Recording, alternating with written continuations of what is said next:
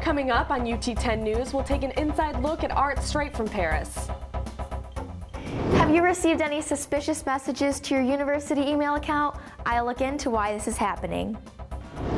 Plus, Zainab Shayeb follows the Rockets as they tip off for a cure, and the club hockey team as they face off against Akron. Your news in 10 minutes starts now. Thanks for joining us. I am Kristen Rosendale. And I'm Samantha Muirhead. UT basketball player Justin Drummond has been charged with 3 different offenses following an incident that occurred on February 8th. That's right, Kristen. Drummond has been charged with driving under the influence, being intoxicated up to a .17, and driving without his lights on. The athletic department declined to comment. However, Coach Kowalczyk did release this official statement. Although I remain 100% supportive of Justin, our players are held to high standards, and when they do not live up to those, they face consequences. The Rocket forward will be arraigned on February 28th, where felony or misdemeanor status will be decided. Are you getting any strange emails to university email account? I know I get them quite often, and it's pretty suspicious. Reporter Gina Todd looked into the issue.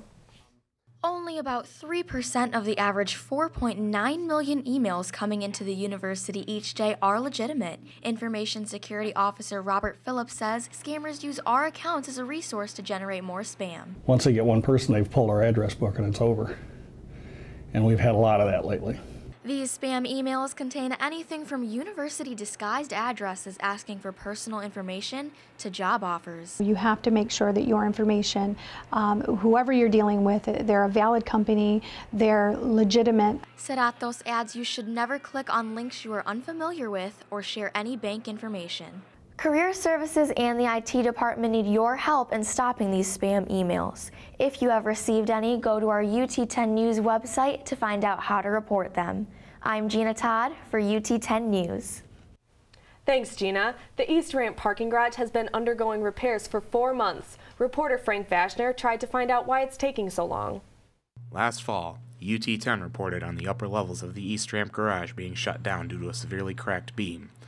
While the beam has been repaired, there are still other issues that have left 60 spots closed in the garage. We have some emergency repairs that we still need to look at in the future, and that's what you're seeing. You're seeing the showing there where we don't need to fix it like right now. The biggest of the issues is on level 4, where the concrete needs to be replaced on the ceiling and the floor for level 5. So the plywood you're seeing is we're forming that, we're putting blankets down to get the temperature up so we can get that concrete cured. Repair costs have yet to be determined.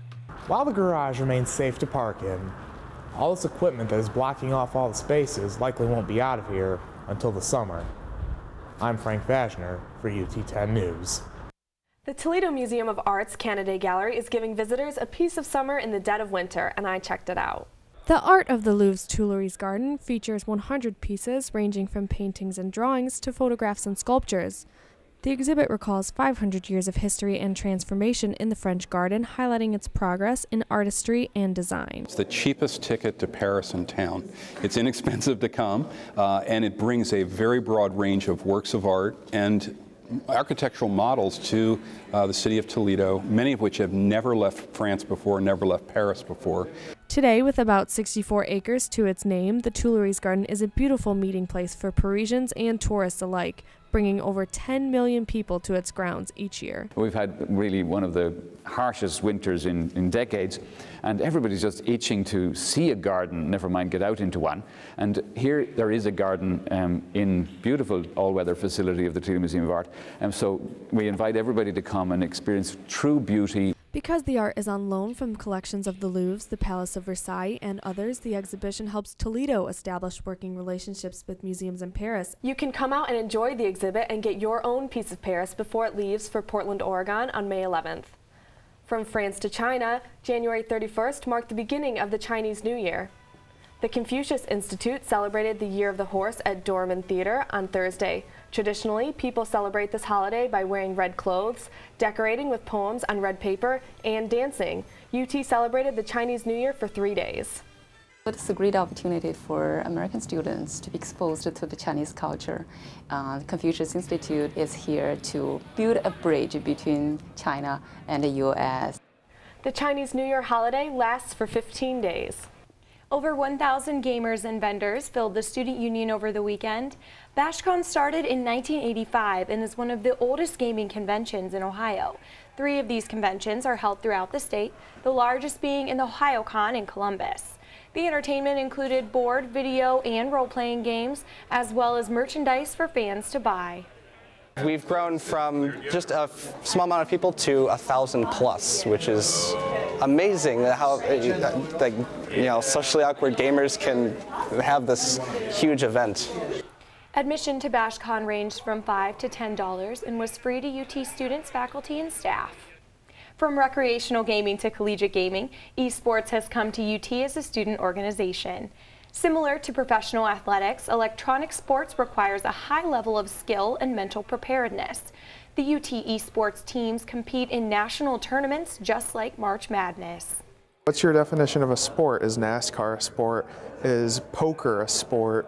Is golf a sport? You know, these are all things people love and they watch. Why can't video games be that same way? There are over 100 UT eSports members, and they are currently competing in the Collegiate Star League. UT students swam laps at the rec center to help fight diabetes. Reporter Nick Meal caught up with some of the swimmers on Saturday. Less for Diabetes, a new event for the University of Toledo, asked the UT community to swim laps in order to raise money for diabetes. 75 people attended the 2-day event, and $1,278 were raised to be sent to the Diabetes Partnership of Greater Cleveland. There's not really any big events in February, so we came up with utilizing the rec pool, and my dad has diabetes and my uncle has diabetes. Sophomore William Donahue was recognized with a plaque for swimming a weekend best 250 laps and donating $50. To find out more about upcoming events at the UT Rec Center, you can contact their main office at 419-530-3700 or check their Facebook page for weekly updates. I'm Nick Meal for UT 10 News.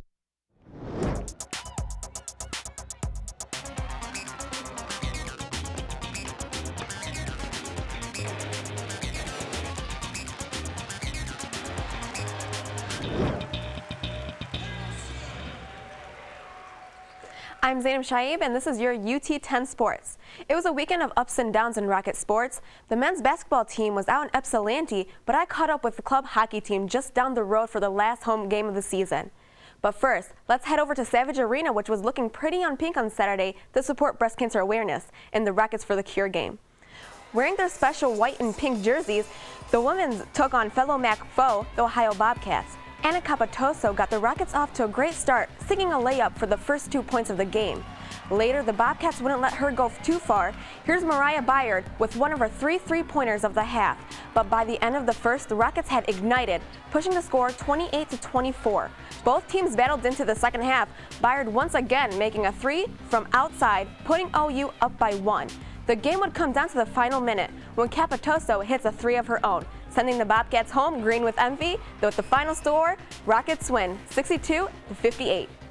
I was really proud of them for digging deep and finding a way toward the end. I think Anna's three-point shot really kind of took the wind out of their sails a little bit. And last but not least, club hockey took over the ice for the last home game of the season against Akron Zips in the Toledo Ice House. The Rockets started going strong from the faceoff, dominating the Zips by scoring not just 1 or 2, but 4 goals in the first period. The second period was the same way.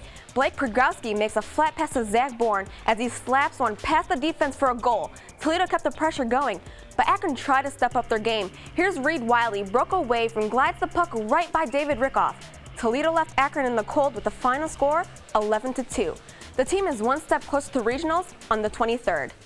I think we accomplished what we needed to do and got us ready. We're firing on all cylinders going into regionals, so I think it was a good game. Thanks, Zainab.